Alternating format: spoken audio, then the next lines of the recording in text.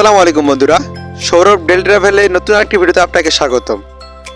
আমরা আজকে যাব কয়েকটি ভিডিও শ্যুট এবং কয়েকটি পিক তোলার জন্য। আমরা 3 বন্ধু মিলে বাসের জন্য অপেক্ষা করতেছি। বলতে বলতেই বাস চলে আসলো এবং আমরা বাসের মধ্যে চলে পড়লাম।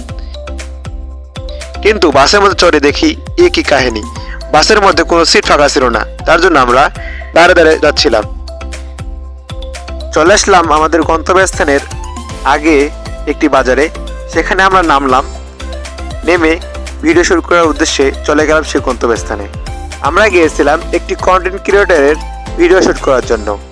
সে ড্যান্স ভিডিও আপলোড করে ফেসবুকে, তার কন্টেন্ট তৈরি করার জন্য আমরা গিয়েছিলাম 3 বন্ধু।